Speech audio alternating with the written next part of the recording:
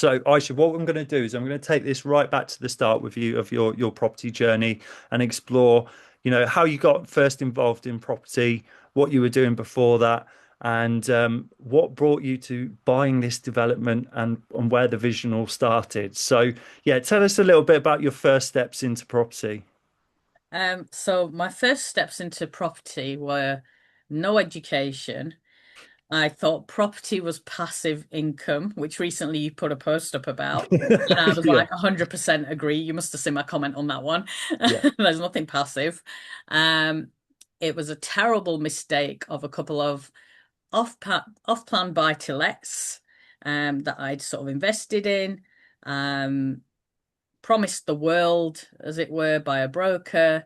Liz Truss came in, destroyed my mortgage offer, and pretty much it went downhill. And I guess the key thing I realized was I didn't want to do buy to lets. It was just left me with, I guess, a bad mindset towards it. And to be honest, in the end, I actually auctioned them off and I just got the hell out of Dodge ultimately. So that was the bad side of it. The good side of it was that when I actually bought the flats, I then was like, I'm going to be a landlord. And I don't know a Scooby about how to be a landlord. So I was like, okay, where do I go and where do I need to network to figure this one out? And I went off to the Landlord Investment Show at Old Trafford. And I thought, okay, that seems like a good place to start off and, see who's there and what information I can gather and such like. And as I was in my sort of fact-finding, information gathering mode, I came across the seminar on property development. Um, and this gentleman, who I'll announce very shortly, said, you know what? You can do property development and you only need a small amount of capital and you could be earning six figures. And you don't have to go through any difficult planning processes. And you'll have a whole team of experts. And I was like, okay, this sounds promising. I could do this. So I went along to the stand, had a little bit of a chat. I then joined a 3-day fast track, and the rest was pretty much history after that. And I dived into property development, having exited buy to let. And that is literally my experience of going into property for about a year with the buy to lets, or 1.5 years tops. And then I went into development and I undertook a mentorship. My mentorship was with property CEO Richie Clapson. So I spent a year in his mentorship. He taught me how to set up business, how to do networking, branding. The coaches were absolutely amazing. They set you various deadlines and targets. So I took a year out of my life and I literally followed the plan. And in that year, I was like, I have to find a property deal to develop. I have to do it. And at this time, Hashim was about 15 when I joined this mentorship. So he was doing his GCSEs. And I had to sit him down and I kind of went, look, I'm about to do another crazy. It's going to involve me traveling to Birmingham. Um, but I really want to do this because I felt after the buy to lets, I was let down. And the thing I loved about property development is that I would be building my own team. Um, when I would eventually look for investors and deal with investors, I wanted to be more ethical and moral, uh, yeah. and not do the kind of things that will sell the kind of dreams that were sold to me. Everybody basically made money except me. And so that is ultimately why I went into property development. And my mission originally was to right a wrong. And righting the wrong was that I lost money and I wanted to find a way to claim that back. And the best way to do that was to bet on myself. So Great. that's where the journey started. I love that. So I've come across a lot of people that have done Richie Clapson and the property CEO, and Mm, it always gets resounding success.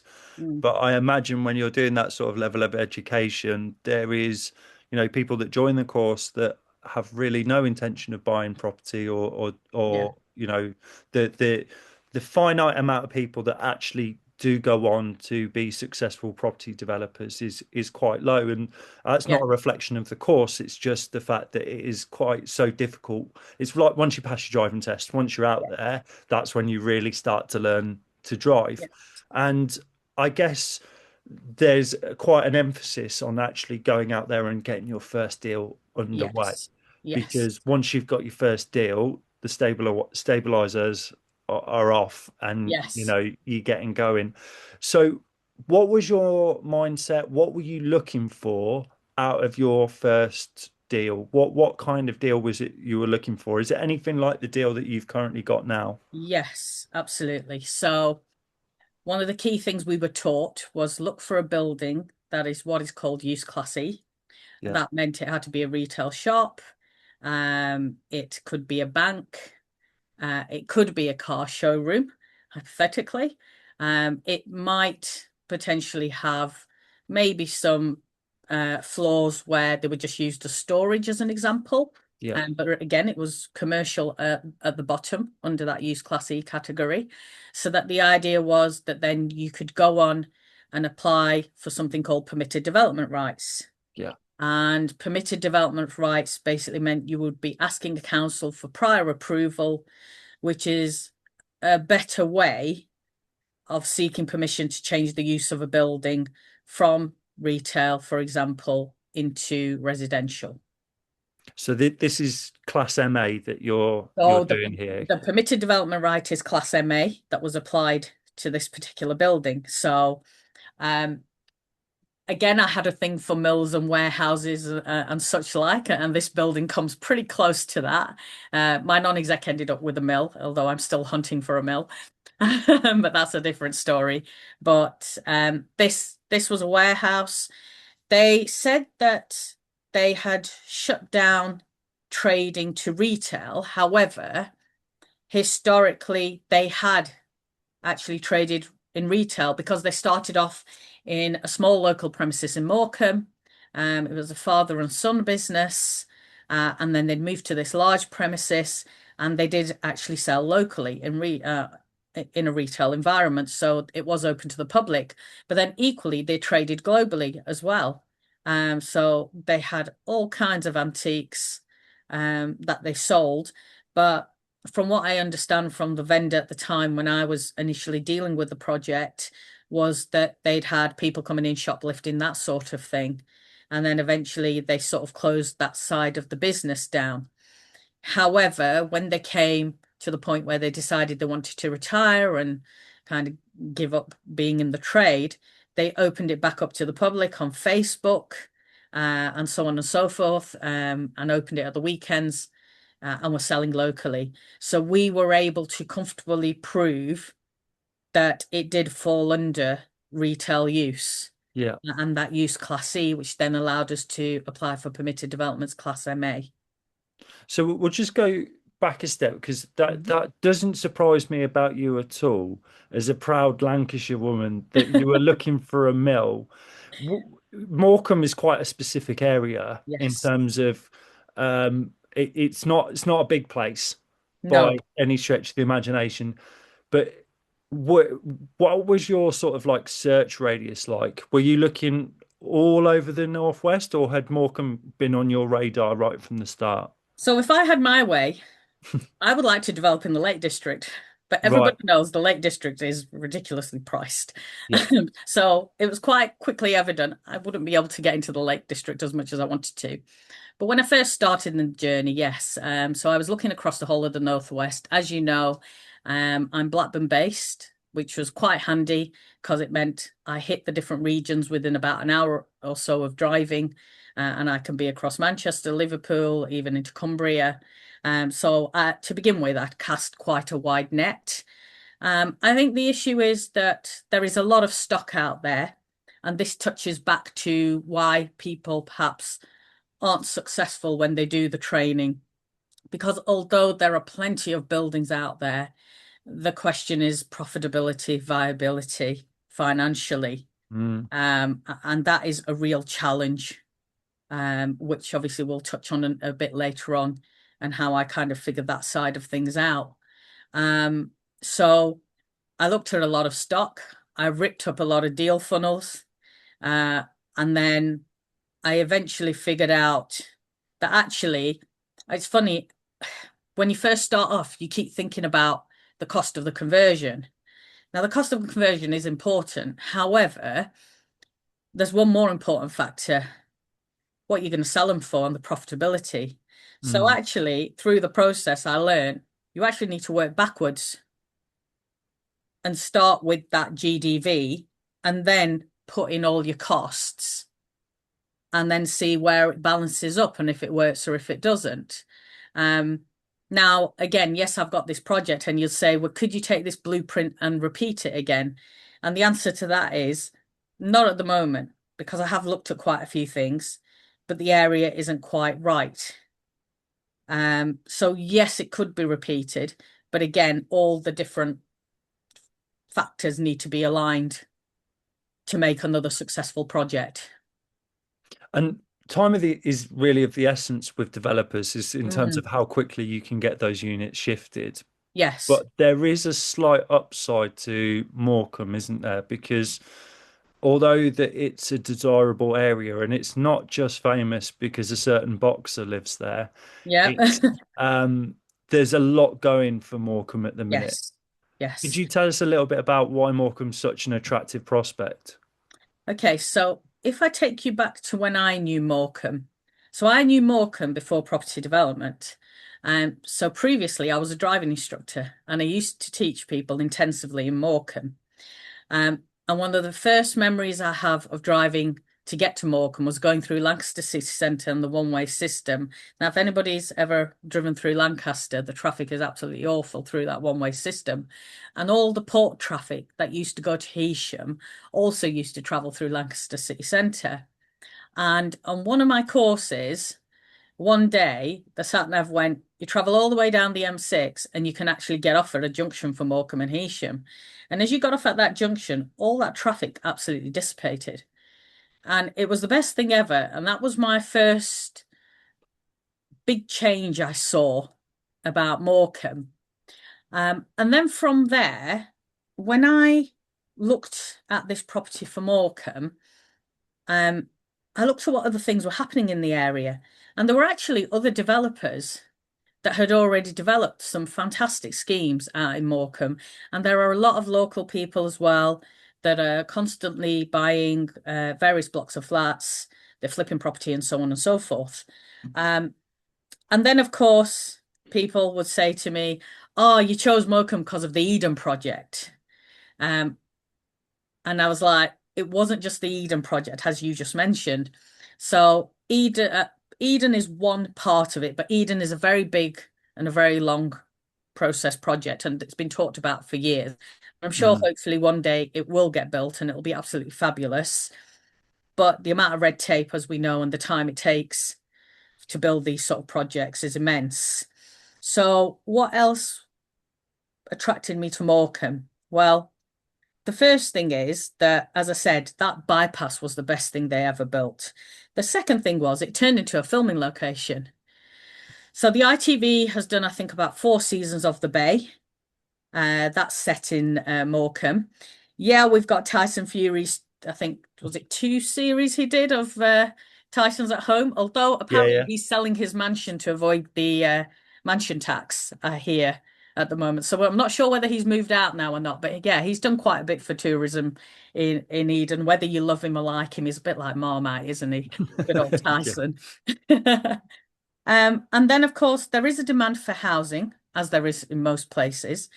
But because of all these different factors, it's actually going through quite a bit of regeneration. And they have quite a few festivals as well that they do. So they have music festivals, they have kite festivals, food, vintage. Uh, in terms of it being a coastal town, you do get retirees, but then equally, you've got first-time buyers who like to buy Morecambe because perhaps they can't afford Lancaster. And Lancaster's not that far really from Morecambe. It's probably, I think off the top of my head, maybe a 20-minute drive or so, depending on where you're traveling in Lancaster. The train is quite accessible in Morecambe to get to Lancaster, and then from Lancaster you're out across the nation, really. Yeah. You know, whether you want to go towards Scotland or whether you want to go towards London and beyond. Yeah, Morecambe's quite interesting because in my head, the way I've not ever been to Morecambe, but it's very similar to the sort of story that Margate has had in the southeast. Is that Mm, Margate was sort of a very traditional Victorian seaside town that you would go on holiday during the mm, Victorian period, and then it went through quite a large period of decline.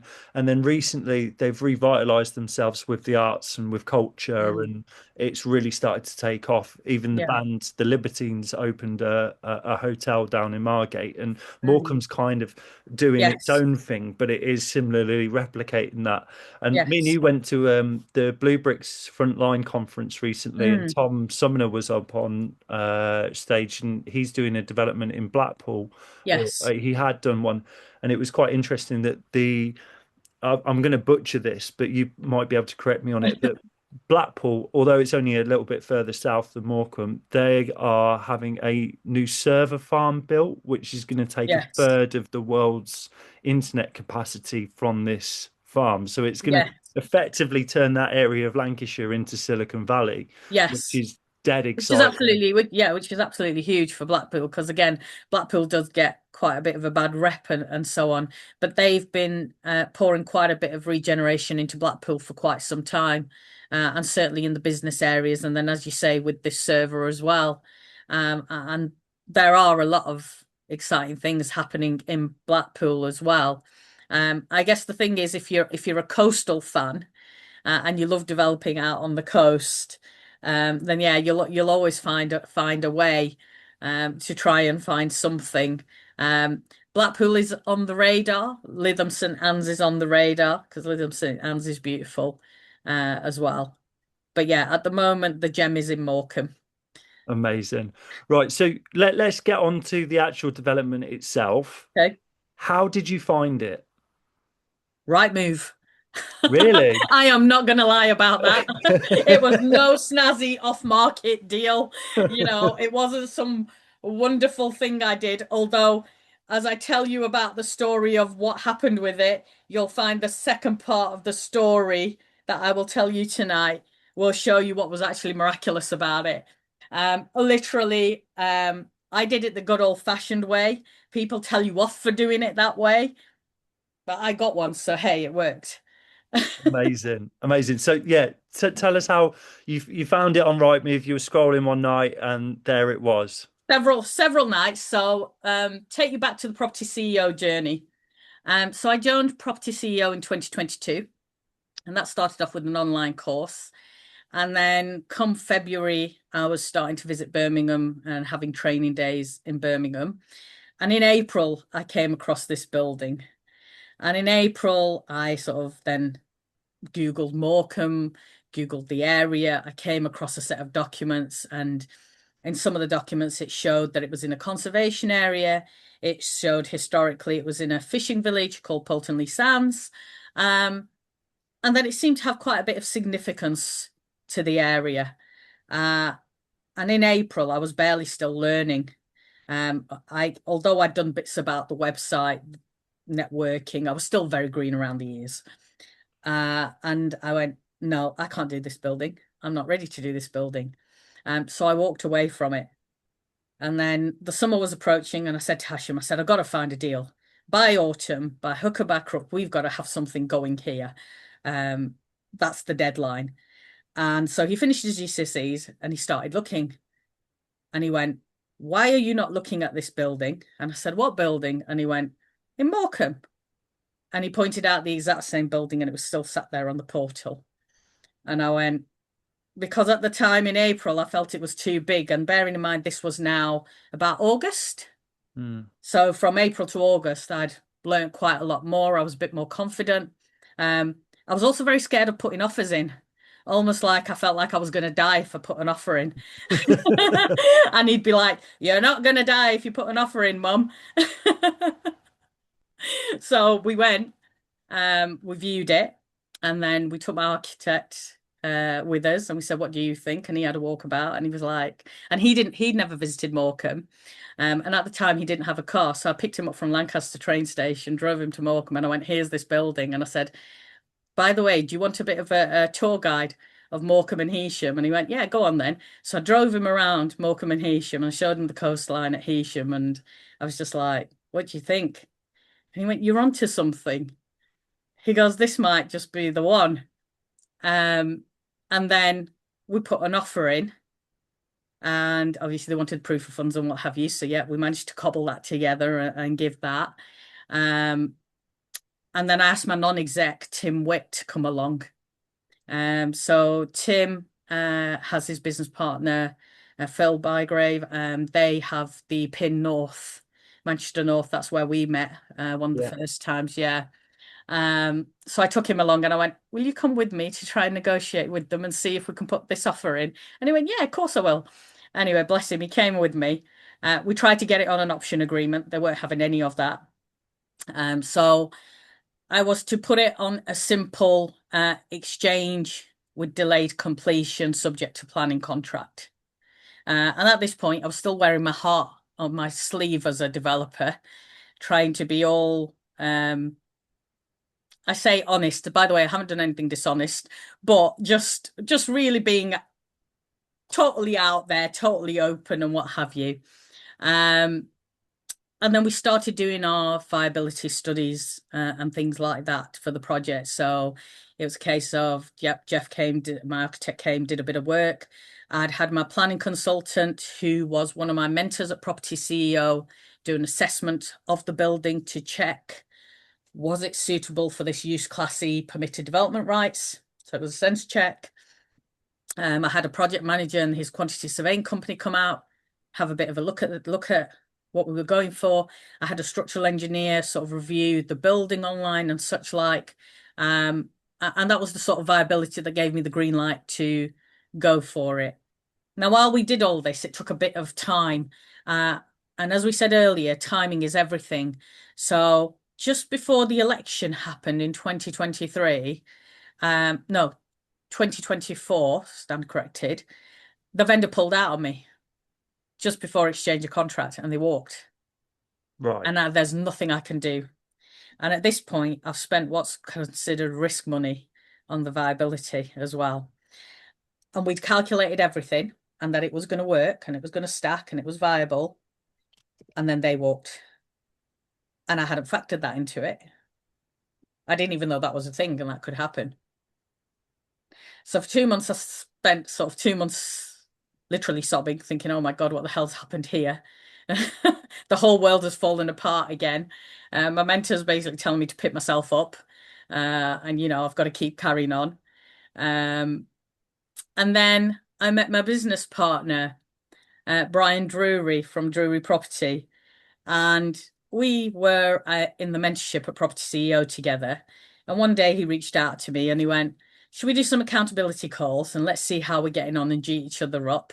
And I was like, "Okay, yeah, we can do that. This won't sort of hurt." And then he told me about his experience and how he tried to go for a commercial property, had some legal complications, it didn't work. Right. And then at that point, I said, "Well, I'll tell you something. There's a deal on the market. It's back on the market. It's fallen out of bed. It's mine. It stacks and nobody knows it's fallen out of bed." And I said, "Do you fancy having a go at it and seeing if you put an offer in?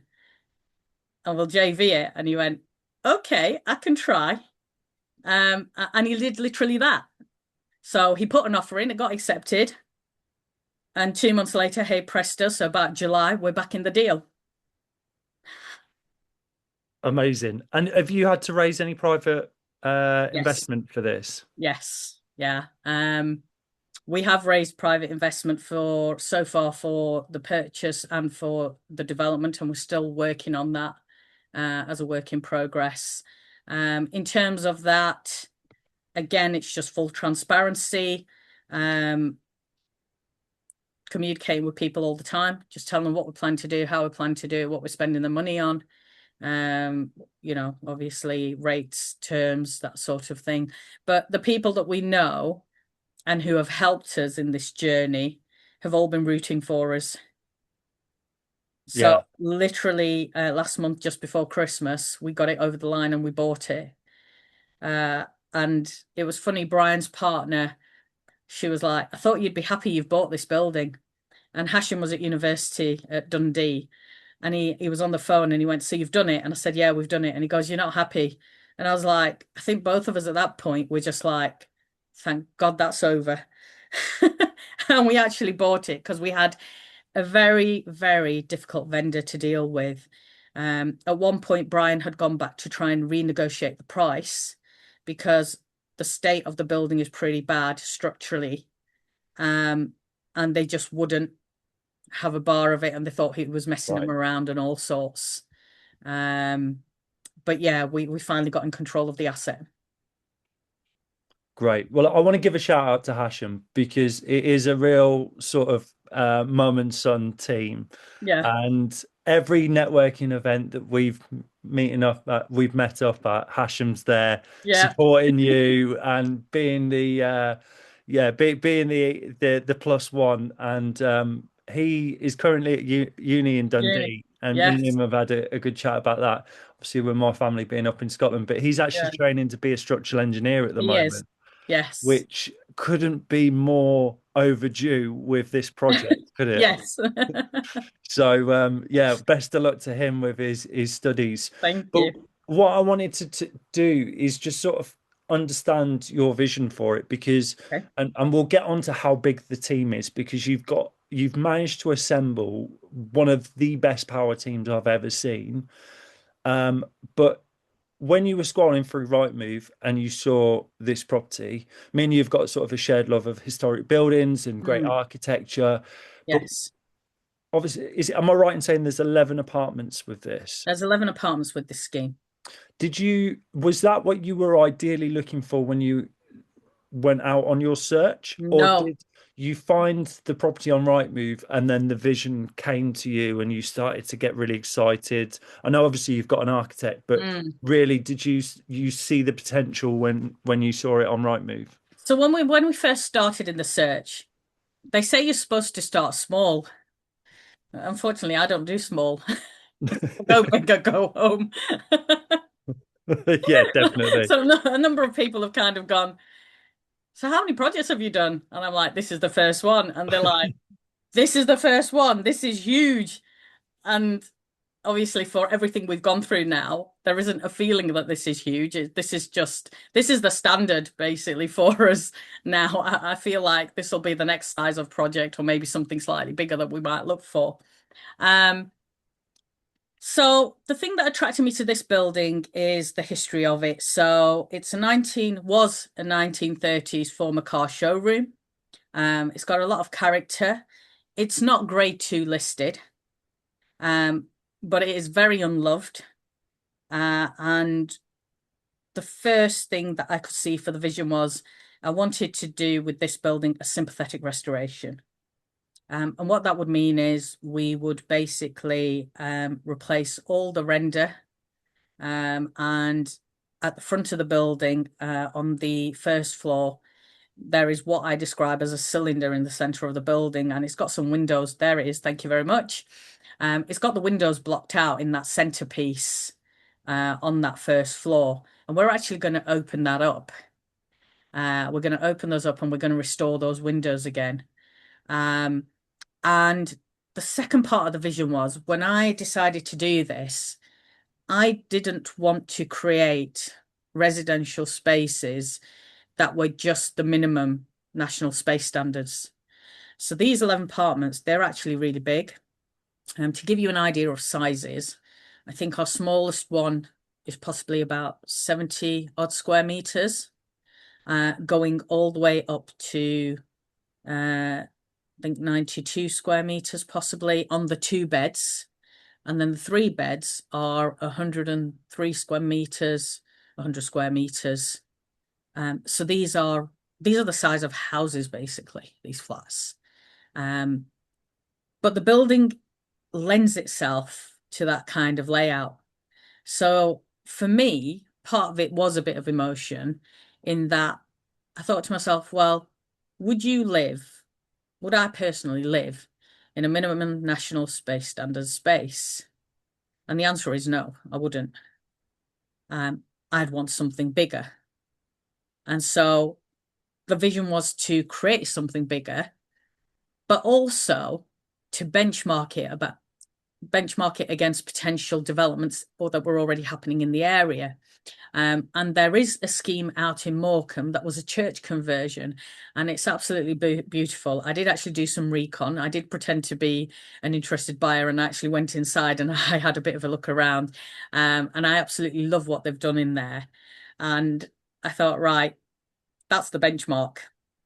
And then there's also a large hotel. It's called Broadway One, and that was converted into apartments as well. And that's got underground parking with it as well.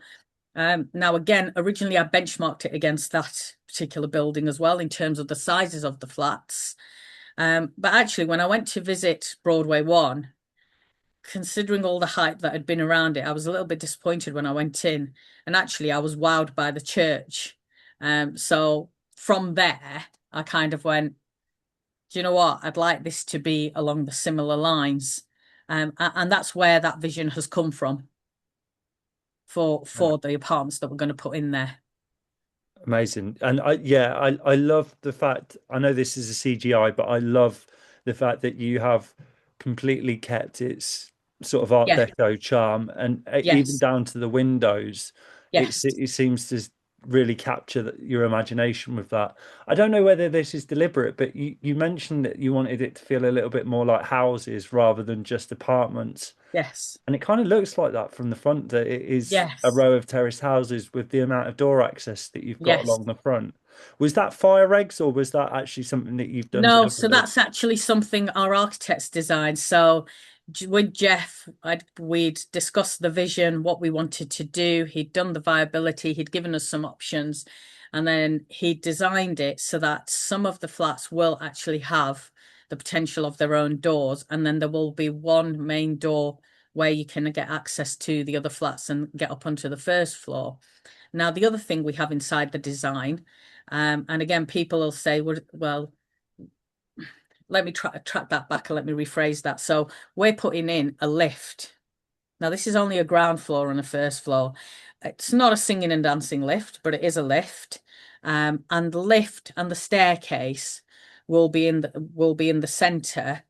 And they are actually we're planning to make them quite a bit of a piece as well, and they look great with the building. Mm, But again, my thought process was if somebody's moving in, or even if they got heavy shopping, what a pain it is to lug it up the stairs, to get to your flat. So right from the off, I kind of went, I want a lift in there, even if it's something simple, but so that people aren't struggling, you yeah, know. 100%. And will you continue to manage the building, or will you look to sell that management on?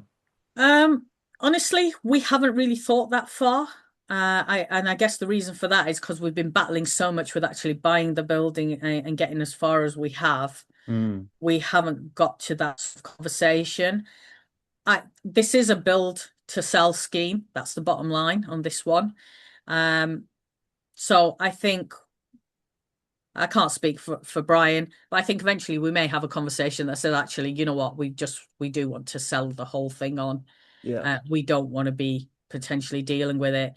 But again, it sort of depends on what the circumstances are and what happens as we go on through the process. Yeah, absolutely. And in terms of your team and the people that you've got around you, Mhm. um, we've touched a little bit on the fact that you do discovery days, or you've done one previously and you've got another Yes, one lined up. yes, There are a lot of mentors, there are a lot of property education people out there that do discovery days, and they're Mhm. really well received and they're a great opportunity. Mm. But I don't think that there has ever been discovery days where there have been the whole team that actually turn up. The recent one you did was with our good friend Louise Wynn, Yes.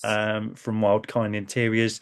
Mhm. She's going to be helping you with the interior design on the Yes. development. But you're also doing another one where you've got, is it the planning consultant, the architect, Yeah. and also And Tim's going to be there as Tim's well? gonna, yeah, so Tim was at the last one, so he'll be present for this one. So he's the non-exec advisor. the architect Jeff and Colin, our planning consultant, they will be doing presentation pieces on the day. And then we've also got our commercial brokers joining us as well, for basically being available to answer people's funding questions and do some networking as well. And I think it's just really, we are fortunate enough that A, I found the deal, B, I dropped the ball, but then C, I picked up the ball again, thank God. And we want to just share as much as we can about the experience, because there are a lot of good people out there. They are trying to do things, and it is tough. It's a tough market. So, in our mind, if the people who are coming to our discovery days also get to learn, as well as network, maybe want to get involved in the project with us as well, then there are opportunities there. And it's just putting that knowledge out there and sharing that it can actually be done. It's hard. I mean, as with anything, everything's, anything you go after is hard. If everybody could do it, what would be the fuss? There's a level of the theme that I'm getting. There's one word that I'm getting, and it's accessibility. Because Yes. what you've done is you've created a development which is accessible to all that want to buy a property in it, particularly with the lift. But Mm. also, you're not gatekeeping the information of how No. you've done this and the kind of people that were involved and the levels of support you've had. Yeah. There's a real transparency there by getting those people involved and sharing your story, which is absolutely fantastic. Yeah, Donna's even put in the chat that she loves the Art Deco era. I think we all do, Donna. So It's do we. it's Yeah. unfortunately we've lost too many of those buildings over the years, and it's great to see that Aisha's actually taking one back into full use. She's put, which part of this deal most reinforced your confidence as a developer? Wow. That's actually a really tough question because the whole thing so far, right to the purchase, has felt like a real battle. I guess the main one was when it came to the purchase, that we were actually able to purchase it using commercial funding because we had a great broker and solicitors helping us. But then the raising of the private money, because people are always saying, oh, there's lots of money available. People, you have the opportunity, people will lend to you. Um, my experience is it's hard. It's not as straightforward for people to lend you money. We were fortunate enough that we had some good people who believed in us, and they helped fund us and get us over the line because the 2 weeks, literally. So to give you an idea, so when Brian came in and got involved in the project, he agreed it on an option agreement. That option agreement was signed in December 2024 and the purchase was last December. So that was going to expire at the beginning of December. We thought we had all the money, and then an investor fell through. The option expired. On the day the option expired, we offered them a deferred consideration sale with a temporary loan for 6 months, but 80% of the money would have been there for them to basically have. This is the vendor. They shut us down completely. They said no. We then offered them a lump sum to extend the option for a week. The vendor agreed, but then the solicitor came back. Their solicitor came back and went, no, we're not going to agree this. We want an exchange with completion. And an exchange means you have to pay 10% of the deposit, which was about £54,000 in cash. Now, bearing in mind, we had an investor fall apart at the last minute. We were then literally, we had 1 week, one extra week extension to get this money together. And luckily, we got it in. But it's given us a lot of credibility now because actually people have gone, yeah, they bought the building. They're not just, originally, it was all about, yes, they're talking about this building, but they don't actually have ownership because they're on an option agreement. But having now bought the building, it's a different conversation. And for me personally, I can say my mindset has changed so much since buying the building.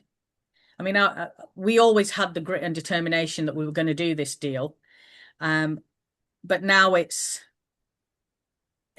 the blockers have gone, even in terms of raising money. It's just, yeah, you're going to go out there, you're going to do it. We actually, for myself, I have a lot more self-belief in myself, but I'm still cautious. People keep saying to me, this is exciting, but I'm still very cautious. And I think Brian's pretty cautious as well, because we're like, okay, step by step, let's see. I love that. I love that. It's built your self-confidence, but it's also made you very aware of the risks. Yes. And I think, yeah, this is one in a long line of properties and projects that you're going to have in your career going forward, which is so exciting. So, Aisha, in terms of people getting involved Hmm. and coming along to one of your discovery days, Hmm. I can't recommend them enough. I've spoken to some of the people that have been on the first one, and they absolutely loved it. How can people get involved? Okay. So we are holding a Discovery Day on the 11th of February. So that's Wednesday next month. We're going to start off with a site tour. So it's virtually a full day. It starts at 10 a.m. and finishes at 3 p.m. We start off with a site tour, then we will move to our hotel venue called the Auckland Hotel. I'll post the Eventbrite link again within the platform, and people can book on and join us on that. And in terms of the tickets, there is individual tickets, but there's also 2 for 1 offer on the tickets as well. So if people want to bring a plus one, then yeah, there's a bit of a discount on there. And then talking about all the transparency and how I've been sharing the team um, for this year, for the life cycle of the project, I have the vision that I want to launch an earn and learn opportunity. So what that basically means is that we are seeking, yes, we're seeking investors. Everybody in property is always seeking investors, but we're not just seeking investors and we're saying, okay, we're going to ask you to invest and then we're going to give you sort of monthly reports and that's it. I'd like the opportunity to actually teach people, take them on the journey with us. And what that looks like is we will literally be in return for the investment, providing everything from top to bottom in terms of the documents that we've used to put this project together. Where possible, we'll have site visits taking place as well. We've talked to the project manager and he said, yeah, so long as there's notice, we can coordinate that with the contractors so that people can see through the life cycle of the project how the building's going to transform. They're going to get the good, the bad, the ugly. You know, we've been on a roller coaster ride. I guarantee the rest of it's going to be a roller coaster ride, but it's one we're going to share with those that want to join us on the journey. And we've already had some interest in that. And I'll be launching a special offer on the Discovery Day as well for that particular journey. Because for me, it's been great doing it, and I could keep everything a secret. And I could say to Brian, let's keep it all a secret. But it's such a fantastic building and it's such a fantastic project. And you can probably tell we're pretty proud about it and shouting out about it. And why shouldn't we? Because the building's gorgeous and it's going to look even better by the time we finish with it. Absolutely. That's so refreshing to hear, and I'm so excited for you, and I can't wait to come up and see it. Yeah. Aisha, it's been so good to have you on this evening and to learn more about the project. If anyone wants to reach out to you, if they want any more questions, obviously this is only your fourth speaking engagement, so we're very privileged to have you. Thank you. So, guys, please do share some love in the UK Homes Network app for Aisha tonight, and tell her how well she did and how excited we all are about the project. But if anyone wants to reach out to you and find out a little bit more, or they want to get involved, what's the best way of doing that? Okay, so the easiest and fastest way is probably the platform if you're already on there. So feel free to reach out to me on that. Alternate to that, I have my email address, which is Aisha at mhbqdevelopments.co.uk. And then I've got my mobile number, which is 07812 182 424. So yeah, and then of course there's Facebook, LinkedIn, UK Homes Network. Dabble a little bit in TikTok, but I'm not quite there. I'm not as proficient as you, Chris. I wouldn't go that far. I wouldn't go You that do far. well. I'm struggling where it's yeah, it's one of those. I've only ever been proficient in LinkedIn, and Facebook, and yeah, that whole TikTok thing. I love it. I consume all my time on it, like in the evenings. But my God, is it difficult to try and get a following and create Yeah, traction on it. So me and you can push through on that one together. yeah, definitely. Um, so yeah, Fahim has said, would you be able to put your details on the chart on the chat, please? Yeah, I can do that now for you. That's fine. Give me 1 second. But there's a lot of love coming in the chat. Guys, we've got another webinar coming up next week. So we are going to be joined by Pete Marcos. Pete's a good friend of mine. I've known him for quite a while. He's just appeared on the latest series of Property Elevator, where he was talking about his uh, business as an architect where he creates incredible glamping pods and how it's a huge serviced accommodation business that even Nicholas Woolwork has invested in. So if you're interested in finding out about his experience on Property Elevator and if you're interested in serviced accommodation, then this might be the project for you or might be the webinar for you. So please do join us next week. Full details are already available. You can tell it's January. I'm getting ahead of myself. Are already in the events tab in UK Homes Network. So we'd love to see you on that one. But if you want to watch back this webinar, if there's someone you think that would benefit from hearing Aaisha's story, then please do share the webinar recording, which will be available tomorrow with your friends and colleagues, and of course we'd love to see you in the app. So please do keep your posts coming. Aaisha, thank you so much for this evening. I really do Thank you. appreciate it. Thanks for And having me on. It's been, yeah, it's been really good. you've been incredible. And yeah, we will get you back. As in fact, probably the moment you've started doing any work on it, I want a You webinar. want details? I want the full details. Yeah, we could do a webinar once a month just to see where what brick's gone where. But yeah, that would be amazing. So we'll keep everyone Definitely. updated, and we'll get you back as soon as you're ready. When are you Yeah. going to start work on it? You're saying to me? So we're anticipating possibly April or end of March, something along the lines of that. We're currently in tender process at the moment, so we need to get that back, and then the project manager is going to get involved and probably slap my wrists and take off some of the wish list that we've got Yeah. going on. No, we're hoping it'll come in line, but yeah, there's a few ideas as to how to make it work, and yeah, but as soon as we're on site, yeah, we'll give you the heads up on that one as well. Watch this space. Like this space. Right, guys. Well, have a lovely evening. We'll catch you next week. And yeah, please do keep your posts coming in UK Homes Network. Have a lovely evening, guys. Take care.